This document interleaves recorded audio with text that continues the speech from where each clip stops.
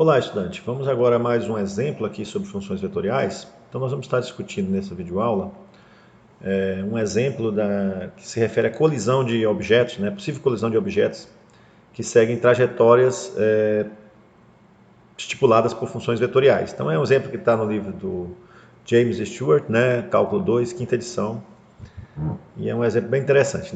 Diz o seguinte: se dois objetos viajam pelo espaço ao longo de duas curvas diferentes, é sempre importante saber se eles vão se colidir. Então, um exemplo da colisão. Um míssil vai atingir seu alvo móvel, duas aeronaves vão se colidir.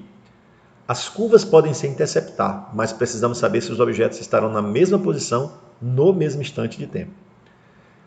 Suponha que as trajetórias das duas sejam dadas pelas seguintes funções vetoriais. Então, você tem dois objetos que têm as seguintes trajetórias dadas por essas funções vetoriais. Para t maior ou igual que zero, a pergunta é: as partículas colidem, Bom, então, duas coisas aqui nós estamos observando. Uma é se essas duas curvas vetoriais elas se encontram, ou seja, se ela tem algum ponto em comum.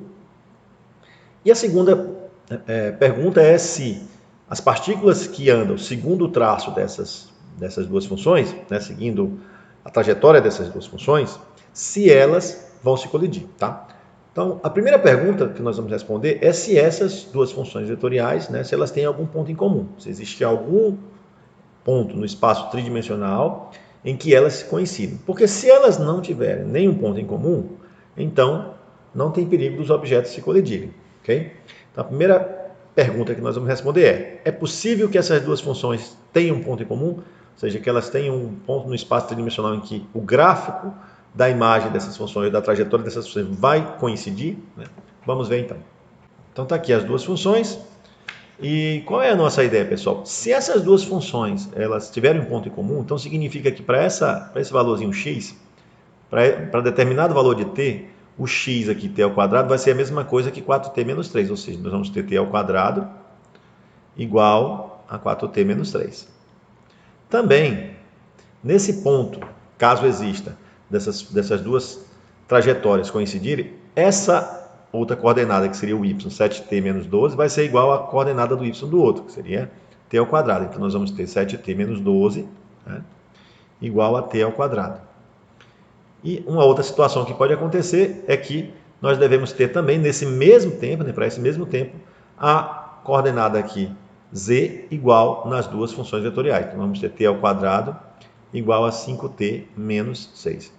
Bom, observe que o exemplo é tranquilo, porque só colocamos funções coordenadas do tipo do primeiro grau e do segundo grau, então as equações são fáceis de resolver apenas para você compreender didaticamente esse exercício. Então, ficou aqui uma equação do segundo grau, traz todo mundo para esse lado, mais 3 igual a 0. O delta aqui é igual a menos 4 ao quadrado, 16, 4ac dá 12, portanto, delta deu 4. E aí nós temos o quê? Que t é igual a menos b, mais ou menos a raiz de delta, que é 2, dividido por 2a, que é 2. E aí nós encontramos, então, o valor de t' igual a 6 sobre 2, que é 3, e t2' dá 2 sobre 2, que é 1. Então, nós encontramos duas possíveis respostas para a igualdade da primeira coordenada.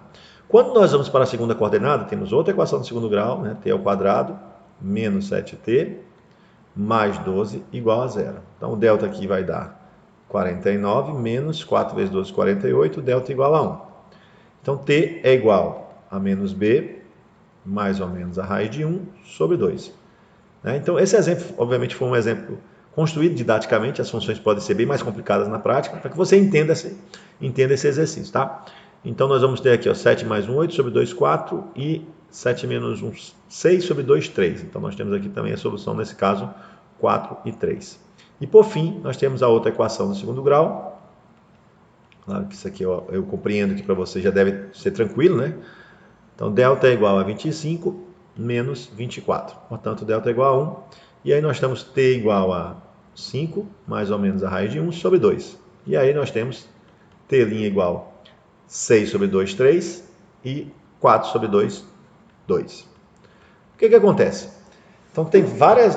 para cada igualdade que eu coloquei, tem soluções diferentes, Só que, observe que para o tempo t igual a 3, você tem todas as igualdades das funções coordenadas satisfeitas.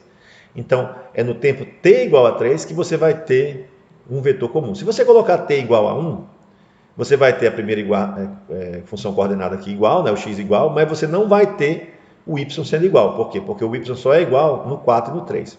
Agora, se você pegar o valor t igual a 3, vai dar igual em todas as funções coordenadas. Vejamos.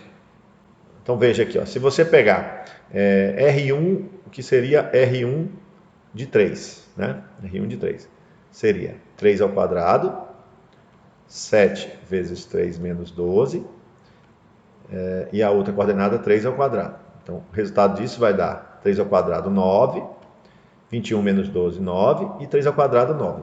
Ok? Se você agora calcular R2 em 3, você vai ter o vetor 4 vezes 3 menos 3, 3 ao quadrado, 5 vezes 3 menos 6. Ok? Feito isso, você vai ter então ó, 12 menos 3, 9, 3 ao quadrado, 9, 3 vezes 5, 5 vezes 3, 15, menos 6, 9. Ou seja, para o tempo t igual a 3, você realmente tem o mesmo vetor nas duas funções coordenadas. Ou seja, essas duas funções coordenadas, elas se encontram, né, na extremidade do vetor, né, representado aqui pela 999, ou seja, no ponto de coordenada tridimensional 999. Bom, observe que, mas e o t igual a 1? Eu não dei uma resposta aqui, só que se você colocar t igual a 1, ó, o que acontece aqui? Ó, você vai ter, na primeira coordenada, você vê aqui, ó, R1 de t. Você vai ter 1 ao quadrado, 7 vezes 1 menos 12, e vai ter 1 ao quadrado, substituindo o 1, né, aqui na verdade o 1, nessa função R1 de t. Bom, aí o que você tem? Ó, você tem 1, você tem 7 menos 12 menos 5, e tem 1 ao quadrado que é 1. Agora faz isso na segunda função, ou seja, R2 de 1.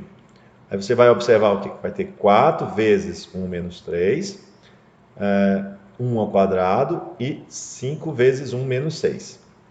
E o que acontece? Você tem 4 menos 3 dá 1, ok, ó, primeira coordenada ok. A gente já sabia disso, por quê? Porque a gente forçou a igualdade da primeira coordenada, porém, na segunda coordenada aqui você vai ter 1, e aqui você tinha menos 5. Então, quer dizer, no tempo t igual a 1, os vetores não coincidem, né? E a terceira coordenada também não vai dar igual a que deu anteriormente, porque você vai ter 5 menos 6 menos 1. Ou seja, pessoal, o ponto, né? O ponto onde, o vetor onde essas duas trajetórias coincidem é para o tempo t igual a 3, certo? E este vetor, onde as duas trajetórias coincidem, é o vetor de coordenadas 9, 9 e 9. Então, quando você iguala aqui, força a igualdade das coordenadas, você tem que achar uma solução única nas três coordenadas. Se não achar, significa que as trajetórias não se encontram. Então, as trajetórias se encontram? Se encontram. Em quantos pontos? Apenas em um. Nesse ponto, no vetor que tem, né, coordenada de extremidade 999. Bom, agora, segunda discussão. As curvas podem se encontrar, então isso significa necessariamente que os objetos vão colidir? Não, ok? As curvas podem ter um ponto em comum, elas podem se encontrar, mas não necessariamente os objetos vão colidir. Então, os objetos colidem? Não necessariamente. Por quê? Por que não necessariamente eles colidem? Porque depende, primeiro, eles partindo de um mesmo ponto, no mesmo intervalo de tempo, ou seja, em que localização eles estão. Pode ser que, dependendo da localização, eles passem naquele ponto onde as curvas vão ser iguais, mas eles passam em momentos diferentes. E também iria depender, por exemplo, da velocidade de cada objeto. Isso também é depender da velocidade de cada objeto. Daqui a pouco a gente vai traçar as curvas no GeoGebra, mas a coisa é mais ou menos assim. Imagina que você tem duas rodovias aqui, ó, que tem um ponto em comum. Aí imagina que você tem um móvel que está vindo aqui nessa rodovia. E tem outro móvel que está vindo na outra rodovia. A rodovia tem um ponto em comum. Necessariamente esses objetos vão colidir? Não. Por quê? Porque eles podem passar nesse ponto em tempos distintos, em momentos distintos. Isso vai depender de que local eles estão na trajetória e vai depender da velocidade com que cada um também está.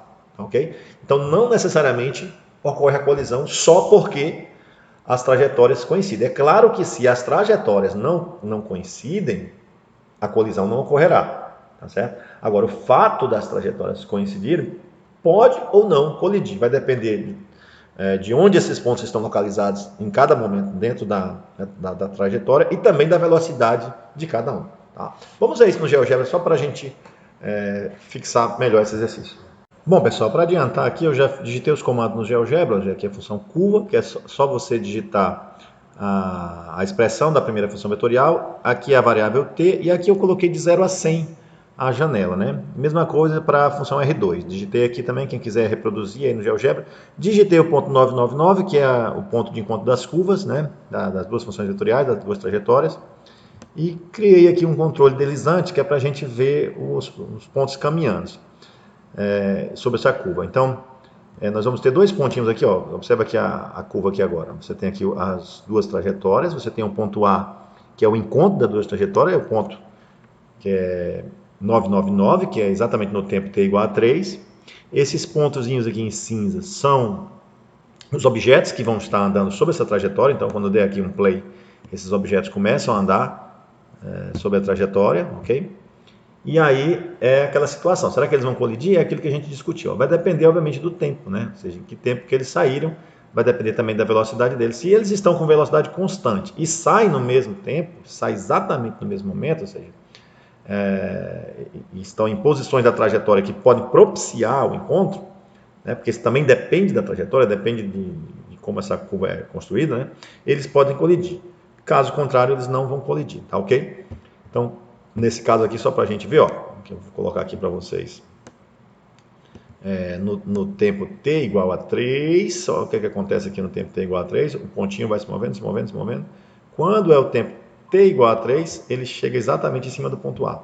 O outro pontinho também, se ele vem no tempo t igual a 3, para t igual a 3, ele vai chegar aqui também em cima do ponto A. Então, haveria a colisão se ambos partirem do tempo t igual a 0 e ambos tiverem a mesma velocidade, ok? Caso contrário, se eles também não têm a mesma velocidade, eles podem chegar lá de modo diferente. Então, aqui a animaçãozinha no GeoGebra para a gente ver, ó, o encontro, né, das curvas, as trajetórias coincidem e os pontos, né, os móveis, eles podem coincidir ou não, isso dependeria de outros fatores. Observe também, sempre que você for traçar um gráfico em qualquer programa computacional, a escala, né? Quando você vai mudando aqui a escala, só em ampliar, só em dar um zoom, você já vê coisas diferentes, certo? Então, estou dando zoom aqui, você pode deixar até de ver o ponto de encontro, dependendo do zoom. O ponto de encontro está lá em cima, por causa do zoom que eu dei, a janela que eu dei, né? Aí você reduz um pouquinho, você consegue ver melhor.